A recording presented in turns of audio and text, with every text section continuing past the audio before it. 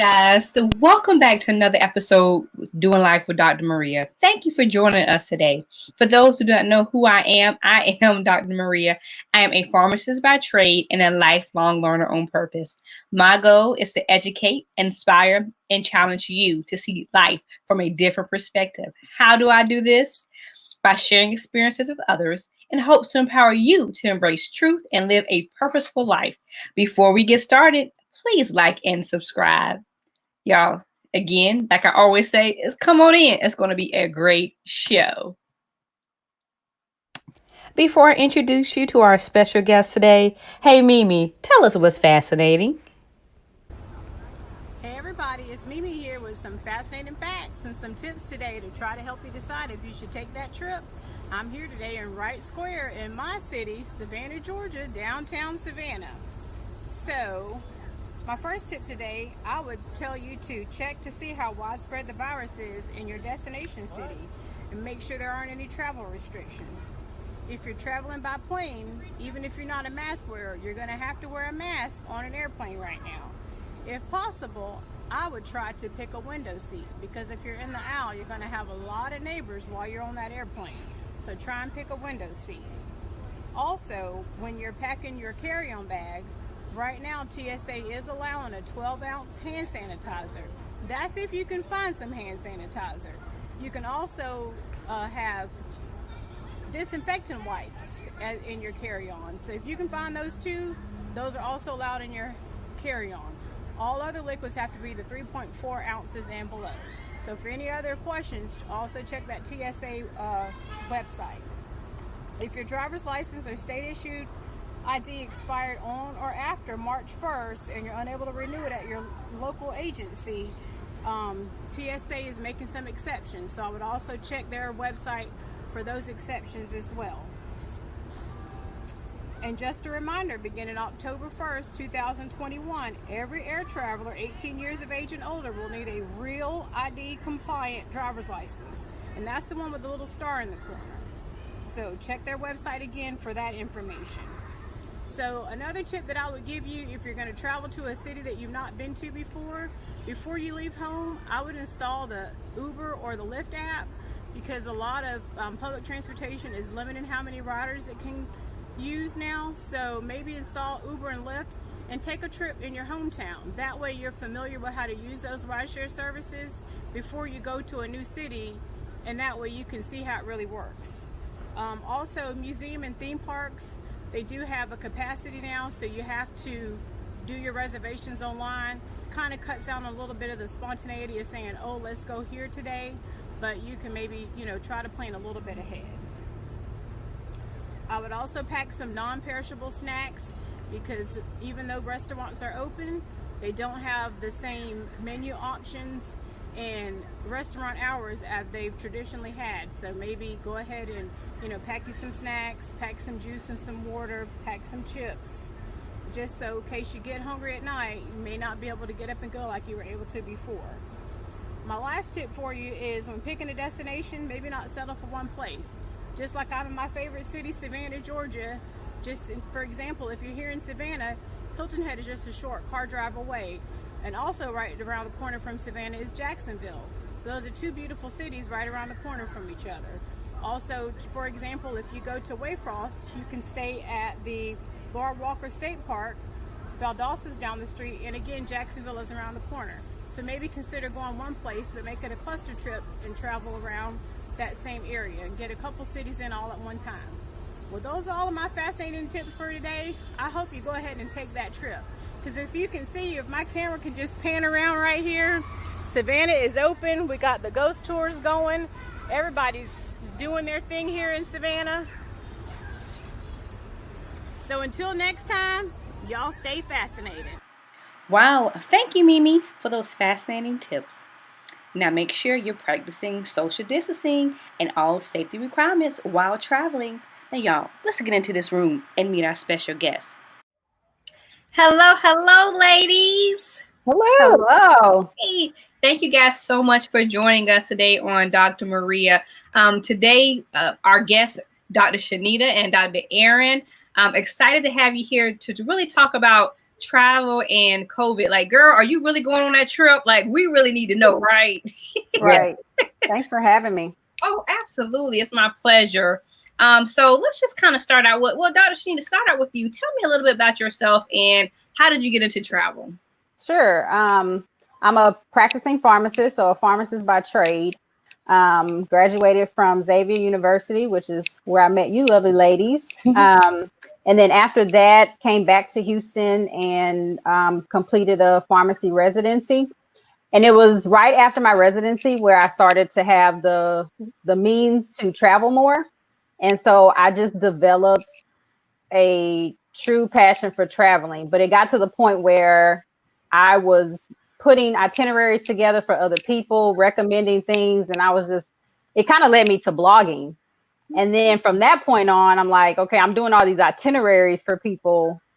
I need to turn this into some sort of profitable endeavor for me. And I kind of found out about, that smaller companies or like, you have small travel agencies that people ran themselves. And so, as I mentioned to you earlier, I built this from the ground up. It is my own travel agency. We've been operating for almost 6 years. It'll be 6 years in August. And it just allows me the creativity to kind of funnel like my passion for travel and help other people. Wow, that's good. And that's one thing that you said, that you started out with your passion that led to a business. And so for those who are watching now, our viewers, listen, that passion project might turn into something more. So that's just a little plug. And so Dr. Erin, tell us a little bit about yourself. So like you guys, I'm a pharmacist. I've been practicing for 13 years. Travel wise, I come from a traveling family. And we are very much nomads around the country. Started at first international travel probably at age 7. And then as I, became a pharmacist, got more means, then I started going further and further and doing more and more things. I've done everything from a trip to Jamaica to Dubai. I've had a trip canceled this year. I'm supposed to go to Spain. So it's a lot, I'm usually traveling internationally at least 1 to 2 times per year. Yes. So y'all, now for y'all who watching, like, look, Erin and I've been friends. We all known each other for a while. Erin and I can talk on a consistent basis, right? Like, I'm on her Facebook page, like, girl, where's she going? Like, what is she doing today? Like, why she didn't tell me this time? I'm like, I can't go on all these trips with Erin, but we've traveled together before. Yeah. But, just to see you guys doing really well in not only in your pharmacy career, but even in the travel agency, being an avid traveler. I love to see that, and I commend you guys because everybody can't do that, and so that's why I really wanted, and I thought it was important for us to just kind of have a little girl time, some chit chat right now, and really talk about, girl, like, really, are you going on this trip this year? Like, we are still in the midst of COVID-19, even though the country has opened up. Let's just be real. I am biased. I wouldn't go. So I need to have people come over and talk to me, tell me if I should go on this trip or not, Yeah. So let me ask you guys a question. Do you think travel as we know it will return to normal? Not in 2020, I don't think. It'll probably be a couple more years for us to be moving freely. And that would, involve there being treatment, vaccine, something for COVID-19. So as long as their COVID-19 is going unchecked, we will not be traveling as normal.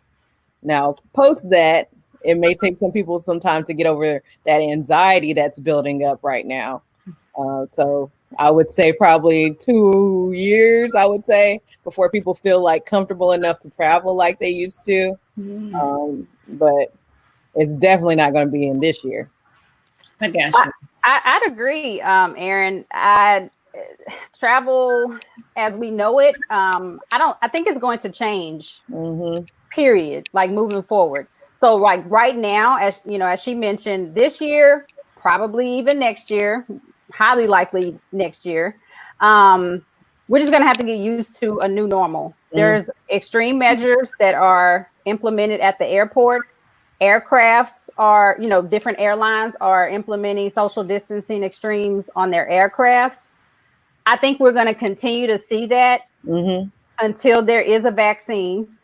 But even then, I think the travel industry has been hit so hard. I think if there's any like service that they could continue suspending, they might do so. Let me explain. So like one of the things that aircrafts are or airlines are suspending are beverage services.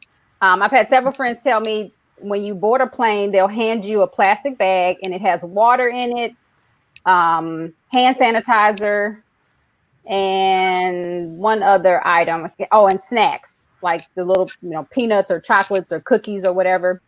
And they really don't interact much with you throughout the duration of the flight to minimize contact. And you have to keep on your mask. I think we'll see those extreme measures let up, as we see a vaccine come into play. But if they could get away with just giving you some bottled water and some snacks at the beginning of the flight, that would keep costs down. It'd probably minimize the workload of the staff, and maybe they could get away with having less flight attendants. I think we might see airlines just kind of adapt to this new normalcy. So I don't think it's going to ever get back to the way we remember it. But I think it will be pretty extreme the next 2 years or so. Right. And that's a good point. And I didn't know that even with the airlines, what they're doing now. As far I knew that about the mask, but like the bottle and water and stuff. So that is good. And look, I agree with you guys. Now, if they can cut costs, they're going to cut costs. That's just it's business, right? Yeah. Especially as much money has been lost in this time, it's going to be cost savings. So if they see cost savings, I checked into a hotel in town.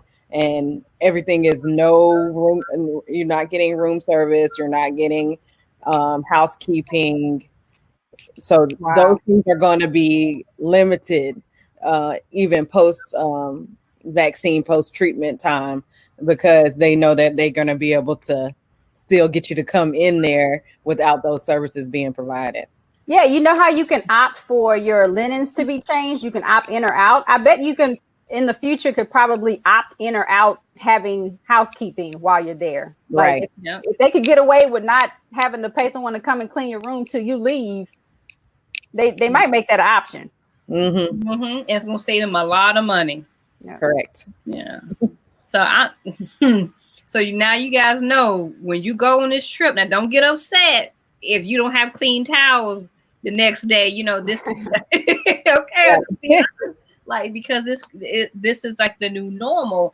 Now, I know, Aaron, you said that you went to had a staycation a couple of weeks ago. I know, because I was looking all on your Facebook page. I'm not gonna lie, shameless clothes. Like, girl, where we going? But do you guys recommend traveling? It's the summertime. Do you guys recommend traveling right now? So some things I would say are pretty safe. The reason I went ahead and did the in-town travel was I read an NPR article about what's safe to do. And it talked about risk and high, low, medium. And honestly, the hotel visit was very low risk. I checked into a place in town, drivable distance. It was like maybe about 15 minutes away from my house.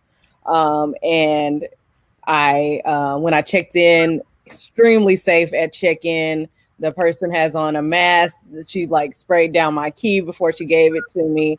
I wore a mask in all the public places. So like in the hallways, elevators.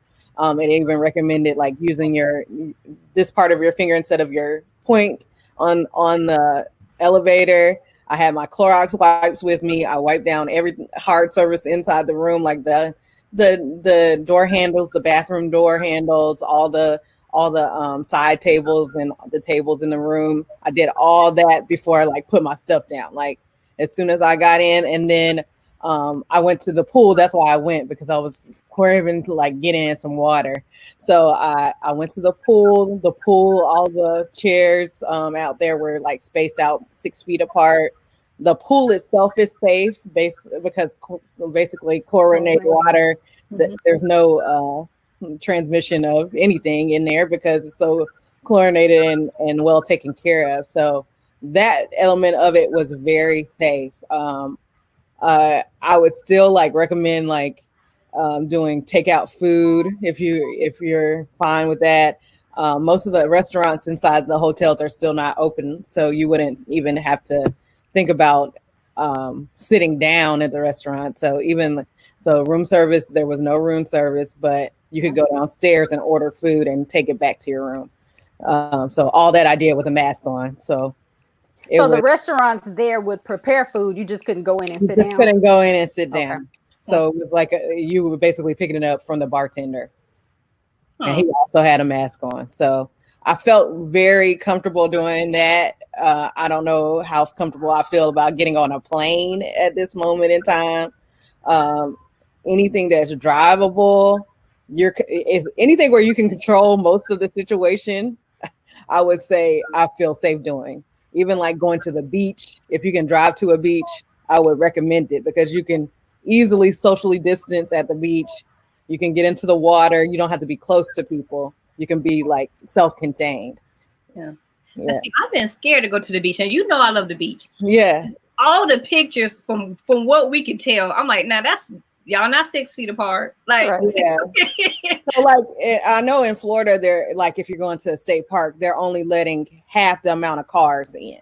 Oh, okay. So they're taking measures to make sure it's less people. But, once you get out there on the beach, how close are those people going to get to you? Right. Right. So, you have to kind of still be conscious of it. It's like, you can't completely forget that the pandemic is going on. Yeah. And do you think now, if you go to the beach, do you think it's recommended that you wear a mask still when you go to the beach? I know like people like it's the beach. I mean, if you're 6 feet away from somebody, I don't see the need to wear it outside. Now, if you're going to have, I don't know about using those restrooms that they have, like the joint restrooms, any of that may not be the safest space for you, but like out there, sitting there relaxing, you should be fine. Okay. And that's a good thing to know. Now, as healthcare professionals, because I know we talked about, you wipe down a room, you did all this in your recent trip. Speak to people, like as a healthcare professional, I'm coming in and saying, look, I'm going to Jamaica with my girlfriends. Okay, that's my dream for the year. I want to go to Jamaica, but I know I'm not. But anyway, what I was planning on going in this year, in my mind, right? Yeah. Tell us or tell the viewer audience, just steps like what should they pack in their bag as they go to the plane, as they go to the hotel. Like you already said wipes, but kind of walk us through this process if you don't mind.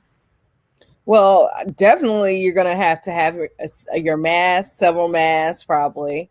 You're going to have your Clorox wipes. If you have Lysol, which is a hot commodity, I would say bring that with you. Also expect different services. Like these buffets are not going to be open if you're going to an all-inclusive. There's going to be different kind of services for drinks. It's just going to be very different than what you were anticipating. You're going to have that mask on for that 2.5, 3 hour plane ride. Like these are things that it's like a lot of mental preparedness on top of what you need to bring with you. So just expect it to be different. I would have to say, like, I think probably by the end of the year, people will be traveling again, but just expect it to be different. Okay. And I'd like to add to that, like, I'm kind of as much as I like to travel, I'm kind of a germaphobe. I've always seen airplanes as just like disgusting. Sorry, airlines. And now I will say this, they all are taking like extra precautions now. So this is probably the cleanest aircrafts and hotel rooms, etc. are are clean. Like this is probably the Even cleanest the they've ever restaurants been. are probably cleaner too. Yeah. Right. Yeah.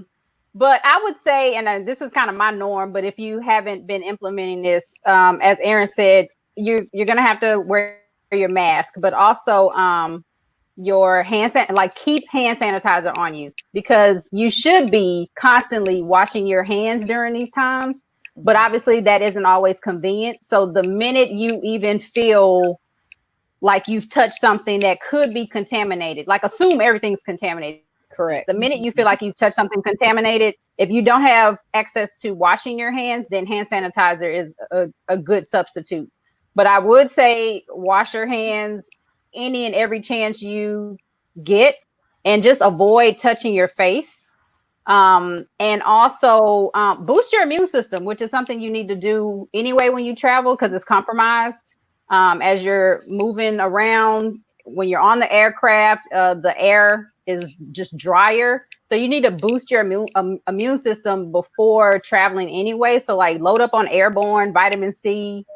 These are things that somebody that's always traveling that they have to do in order to remain healthy. So, and also like those air vents on the plane, like it's years I have always closed my air vent, because you don't want that circulated air coming back onto you. So just like that's just general good practice, is that when you're on a plane ride, to cut that air down. I usually, if I'm the first person on the row, I usually cut them all off when I get there, because I just don't want that air coming on me, because I don't want it to get a regular, like I was used to just getting respiratory infections from being on the plane a lot. So I just cut it off, and hopefully it's not a super long flight that, usually they keep it pretty temperate in there. And so that's good to say, because I know you said, Dr. Sheena, you said boost your immune system, and then Dr. Aaron, you said, look, cut off that air circulation. That's important, because people don't even really think about that even prior to this. People don't think about just those little tips, because I know personally when I travel, it seems like I do get sick when I get back home. As soon as I get back home, I'm like sick as a dog. I don't know, I'm glad it allows me to wait till after I've had all my fun, I'm back home, but I always get sick. And so those are like just general practice to do. Now, we're talking about, traveling here in the United States. I know you said about traveling like a short distance or where you can drive. I know that some countries are opening back up as well. What do you recommend? Because, there's still, COVID is still out there. Like, what do you recommend? Like, if I wanted to say, go to, I don't know if you can go to Italy right now, but if I wanted to go in the beginning of next year, would you recommend somebody going out of the country? I mean, go ahead. This is it's an interesting question. I'll be honest. If I were to now, I am not choosing to travel right now, June 13th. Like right now, I'm not moving around. But later this year, I think there's a possibility that international travel would be fine. You would have to be comfortable with the fact that things are going to look different and there are extreme measures in place. But I think it would be fine. To be honest, the first place I plan to go is somewhere international, because I think the Caribbean particularly did a great job at keeping their numbers down. I actually have a fear that once borders reopen, which they are doing this month, in a couple of weeks, the end of this month, July, we have more countries opening. By August, most countries will have reopened.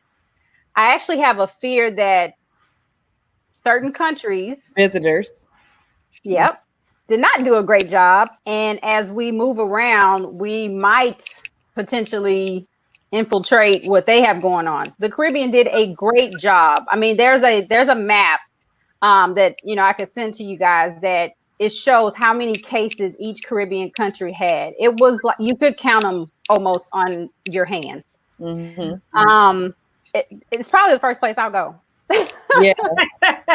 Yeah. And that's good. And that is so true. I did read something about them doing a really good job of, decreasing or lowering the curve there. But one thing, I also think you should check to make sure, because some countries will be having restrictions on people from the United States. Yeah. Just because we as a whole have had so many cases, you just might want to check to make sure that they're going to take your passport before you start looking at planning a trip somewhere, because the United States hasn't done the best job, and other countries know that, so they're not going to try to bring COVID-19 to their country if they did such a good job of taking it out. Now, that is a great point. I just wanted to follow up with that because airlines are going to, they've removed some flights from their itineraries. Like, for instance, if you go on Southwest, you cannot really find any international flights right now. It's not that they aren't going to bring them back. It's because their borders are closed right now. So they're not going to put flight itineraries to countries that have closed borders. But they will have them available. But just because it's available, don't assume that you can safely fly over there.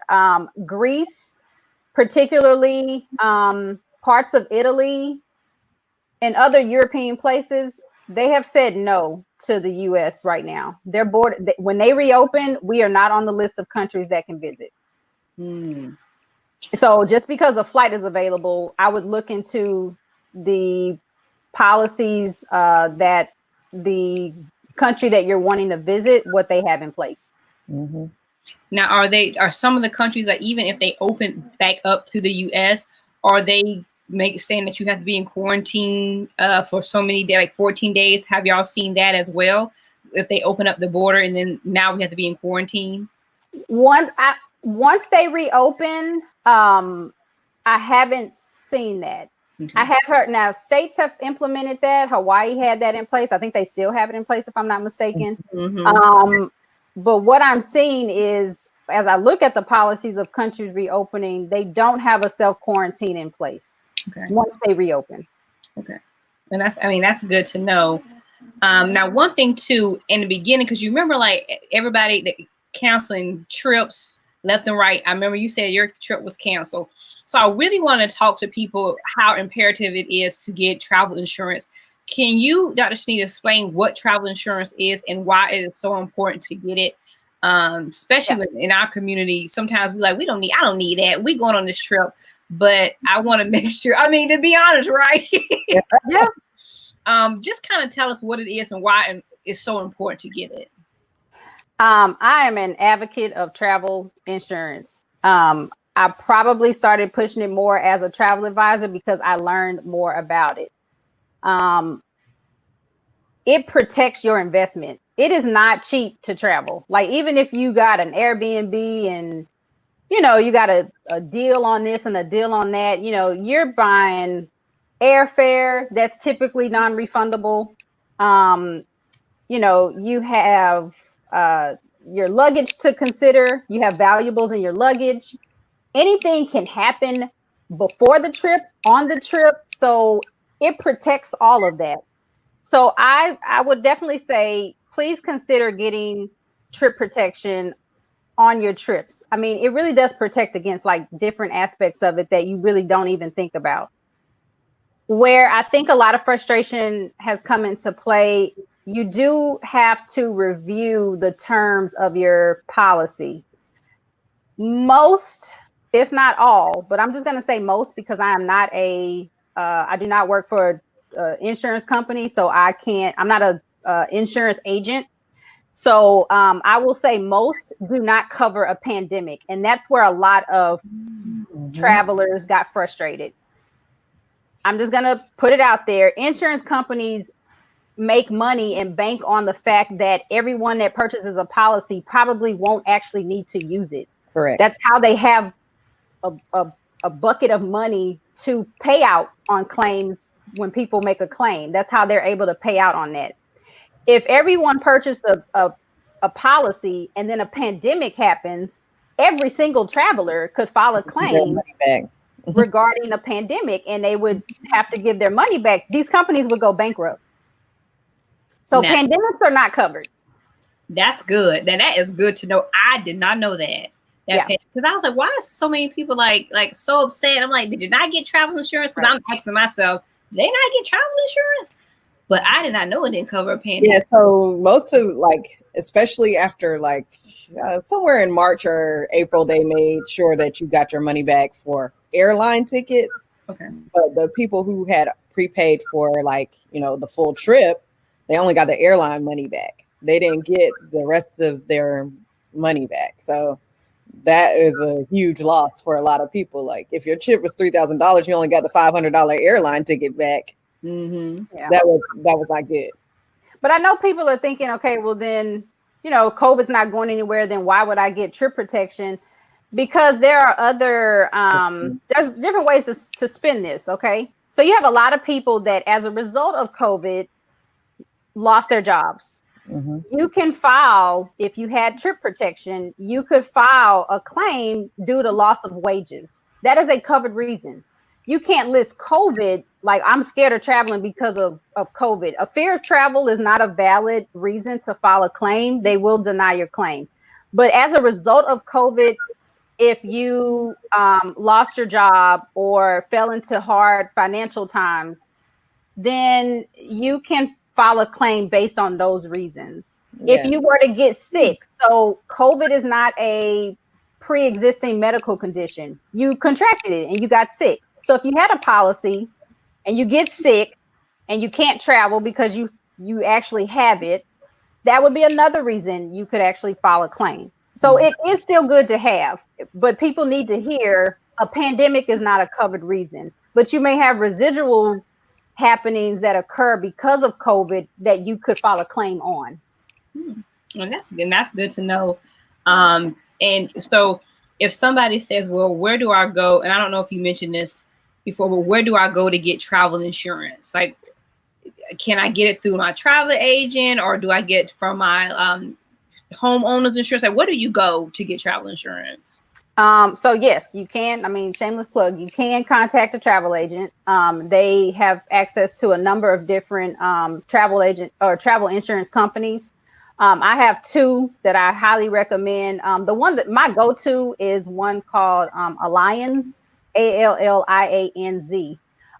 If you find out about a travel insurance company, you can go directly to their website and just you can put in the details of your trip, your age. They're going to ask what state you live in, because it is all dependent on that. It depends on the cost of your trip, how old you are, and what state you live in. And then that'll determine the cost of your insurance. So it's kind of hard. Like when people say, well, how much is, travel insurance? It can vary. It can be $100. It can go up to in the thousands, depending on the magnitude of your trip and how many people you're trying to insure and their age. But yeah, you can go to your travel advisor. You can go online and just do a search. I actually also encourage people, if you're booking your flight on a credit card, see if the credit card already has built-in trip protection, but read the terms, because I know a lot of people will have like American Express and say, oh, I have trip protection, I'm covered. And I think on some of these cards, it's more of like luggage protection, or like it's just certain aspects that they cover. But if you were to like get sick or something were to really happen, I don't think that's covered. So know the terms. Like, don't just look at it and say, oh, I think I got it. It looks like I have some baggage protection here. You want to make sure your trip expenses are covered. In the case of a trip cancellation or a trip interruption, something could happen on the trip and you have to go back home. Yeah. I have a question for you, Shanita. When you're selecting the travel insurance, do you recommend the basic or getting the higher end version? Because I know usually it's just like more coverage for each event. Yep. For instance, like if you were to have to go to the hospital in another country, one might have $30,000 and one might have $100,000 that they'll cover. So yeah, I never actually recommend the most basic plan, but not to say that none of my clients have ever gone with that, because at the end of the day, it's your needs. Mm-hmm. If you know for a fact you're going and you just need protection in case you get called back to work, mm-hmm. then the basic may work for you. I typically go with like one up. And so for Allianz, that plan would be the classic plan. But I don't go to the extreme either, because Right. the extreme is cancel for any reason, which every insurance company does not offer, by the way.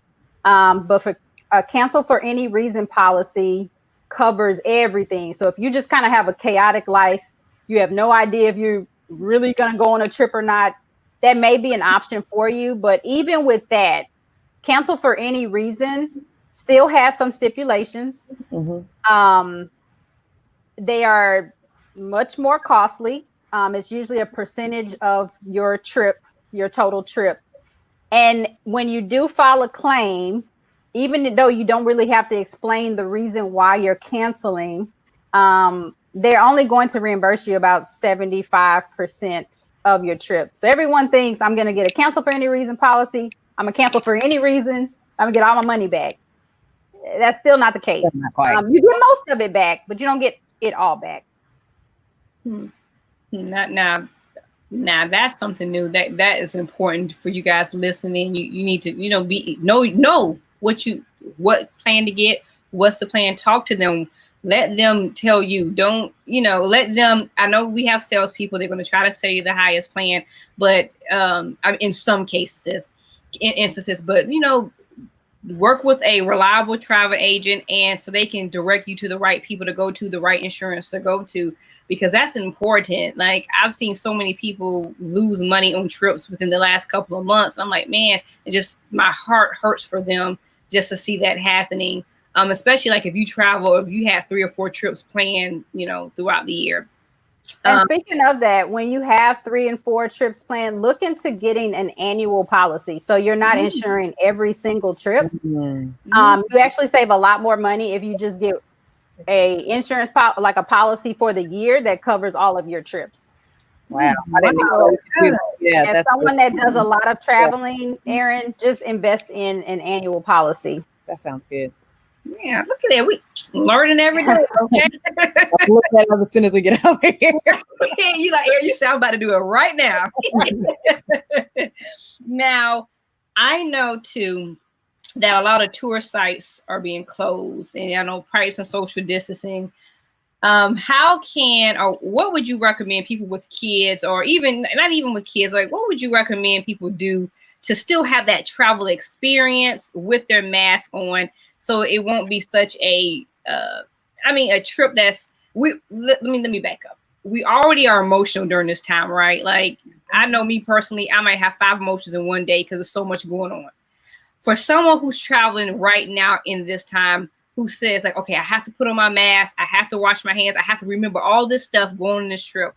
How can you ease their fears, or what can you tell them to help them still have a great trip, but still practicing within those CDC guidelines?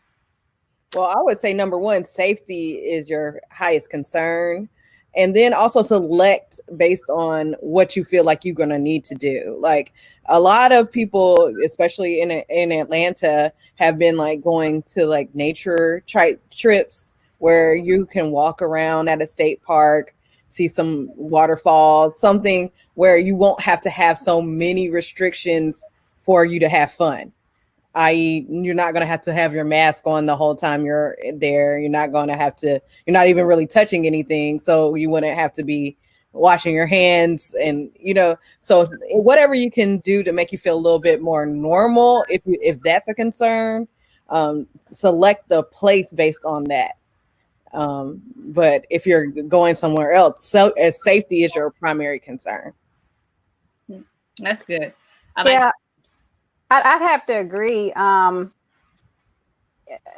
think in addition to safety, I mean, it's vacation. You still want to have fun. And I think the tourist sites are putting things into place to kind of eliminate you having to think about every single thing. So just adhere to what these tourist sites have in place. I think a lot of people are kind of starting to disregard social distancing. They're just getting tired of following the rules. But in order to keep everyone safe and keep cases down, but still be able to move around, it's just a new normal that we're going to have to get used to and adhere to. So one, accept the fact that things are going to look different. Tourist sites are either limiting the number of people that can come to the establishment so that you're not around 100 other people with their own set of germs.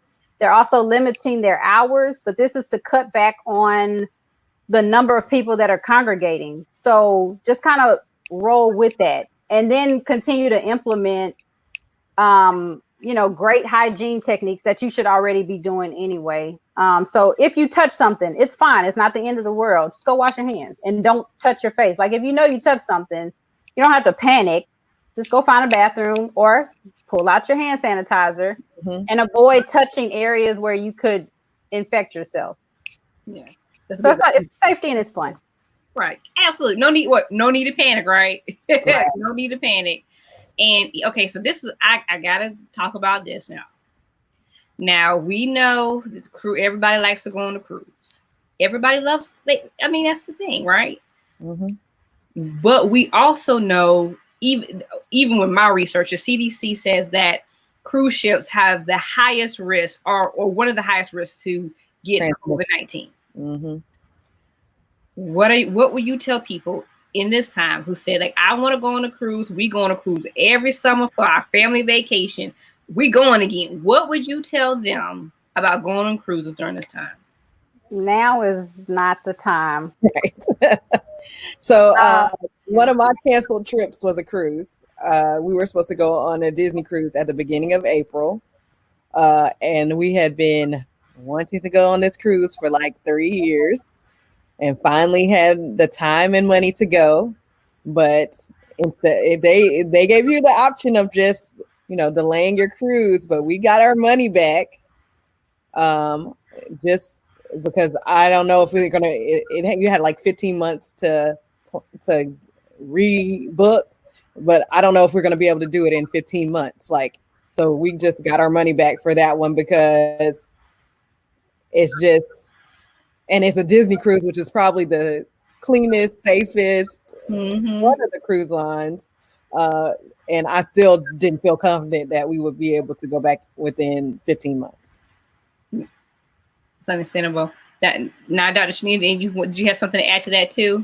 I want to make sure.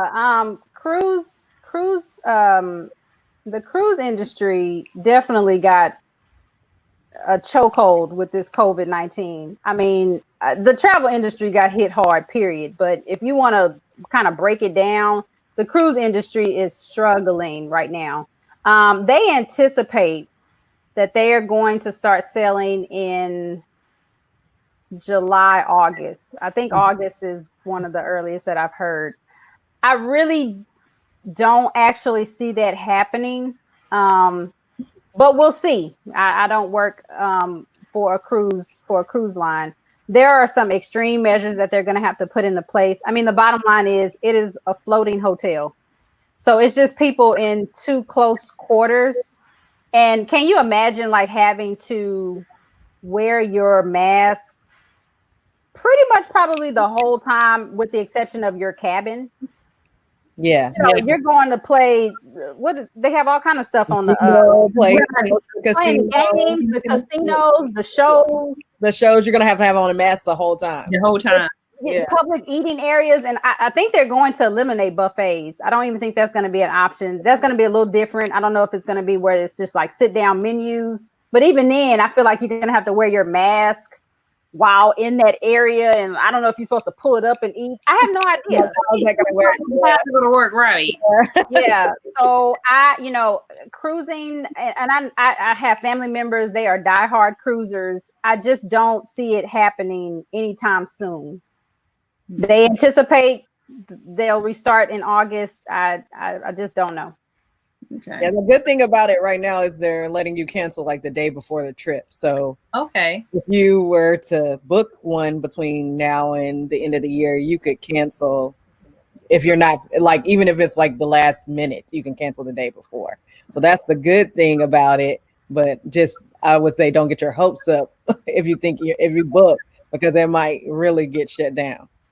Now see, that's good to know. Because I know some people are going to be out there upset if they can't go on their cruise. I just say I'm with you guys. Like, look, let's just hold off on the cruise this year.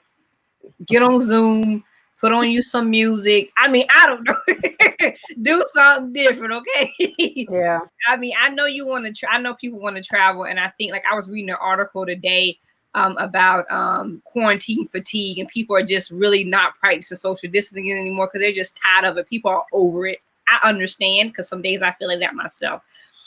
But, you know, as healthcare professionals, we all have to, you know, remember, tell people, like, look, we are still amongst in this, well, we're still in a pandemic. Yep. There's so many other things that you can do within your own city that we haven't even taken, some people don't even take advantage of. Correct. And just leading back up to this question for you, Erin, you talked about before doing a staycation and you going to the hotel. I mean, why staycation? What happened? Give me your thought process of doing that.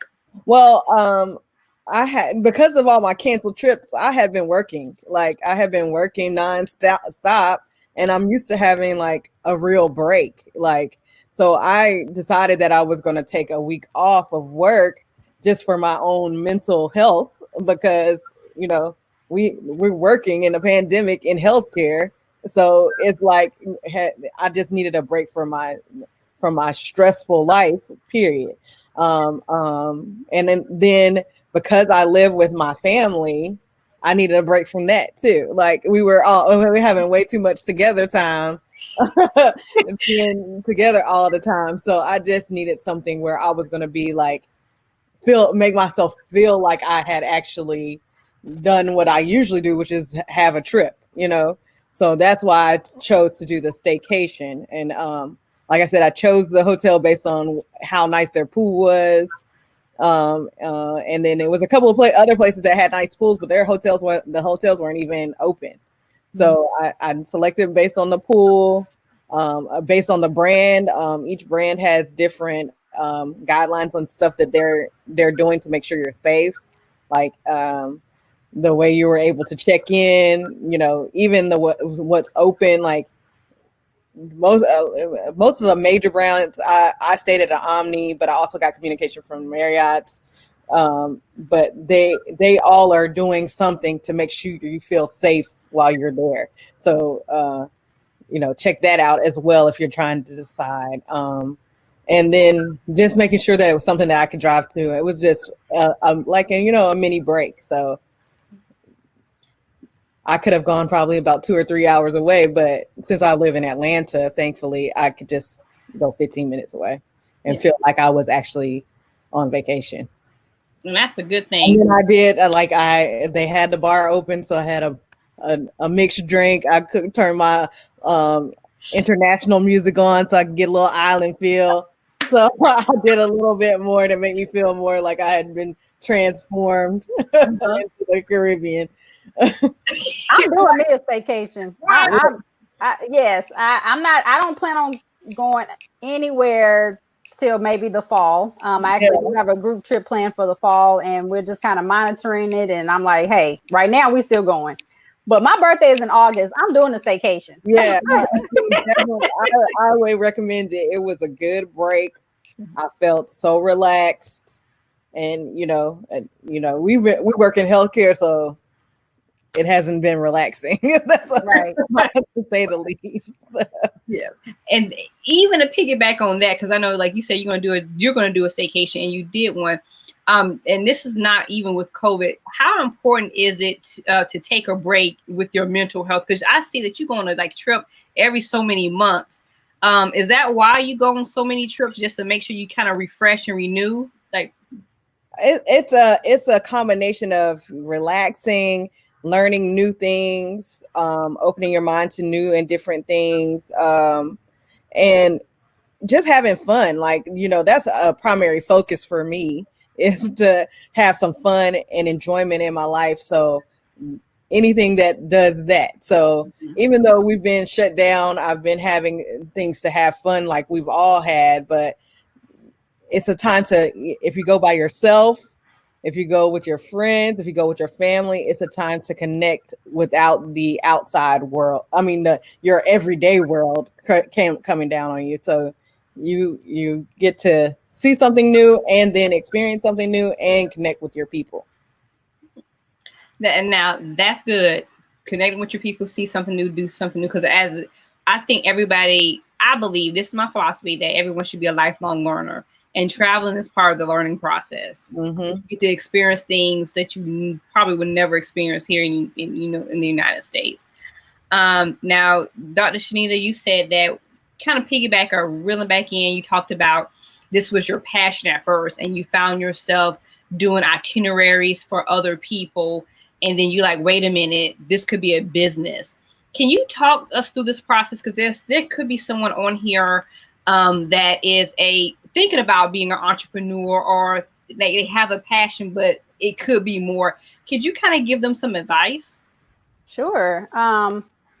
Yeah, I mean, at the end of the day, if it's something that you absolutely love to do and want to continue doing it or share it with other people, then by all means, it's nothing wrong with turning that into a business. Now, what I chose to do, and I spoke to you, Dr. Maria, briefly about this. There are a number of ways you can start a travel business. I know some go through some sort of like MLM setup. There are several of those out there. That is not how I built my travel agency. You typically want to link up with a what's called a host group. So that simply means you pay them a small fee and you're using their credentials, their brand, their name, their resources, the relationships that they've already established to essentially build your business. So once you get to a point where you have enough recurring clientele and can sustain yourself, you can actually apply for your own numbers. And then you continue operating off of that. You still would establish your name, your own brand when you first sign up with your host group, but you're using their credentials. And then you kind of get to a place where you can sustain your own and you apply for them and can keep going forward that way. But you already have your name, your brand, and things like that in place. And